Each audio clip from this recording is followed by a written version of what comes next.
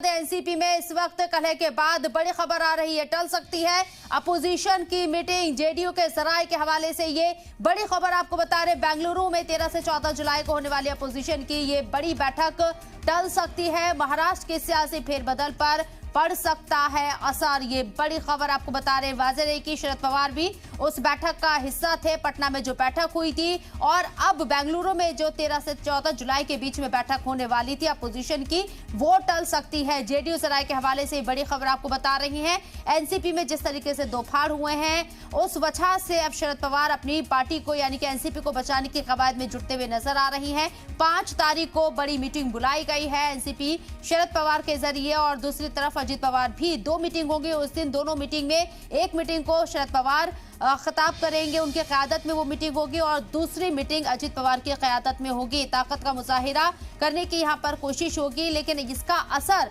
अब अपोजिशन की जो बड़ी बैठक बेंगलुरु में सेकंड राउंड की जो बैठक थी वो होने वाली थी 13 से 14 जुलाई को, जिसे टाला जा सकता है। जेडीयू के हवाले से ये बड़ी खबर आपको बता रहे हैं। शरद पवार जो कि चाणक्य कहे जाते हैं सियासत के, और उनका बड़ा बयान भी सामने आया था।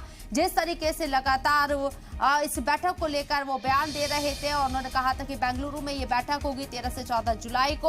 अब शरद पवार के ऊपर एनसीपी को बचाने की जिम्मेदारी आन पड़ी है। ऐसे में ये बैठक टल सकती है। जेडीयू के जराये के हवाले से ये बड़ी खबर आपको बता रही है। अपोजिशन एकता को झटका लग सकता है, क्योंकि महाराष्ट्र में जो सियासी उलटपुलट नजर आ रही है, इस उलटफेर के अंदर काफी बड़ा नुकसान अपोजिशन जमातों को होता हुआ नजर आ रहा है। शाहिद काजी बेंगलुरु से हमारे नुमाइंदे मौजूद है, बात करने के लिए उनका रुख करते हैं। शाहिद, कैसे देखा जाए, बेंगलुरु में 13-14 तारीख को अपोजिशन जमातों की बड़ी बैठक सेकंड राउंड की होने वाली थी, लेकिन शरद पवार अब इस मुश्किल में फंस गए हैं। क्या ये बैठक होगी या टलेगी?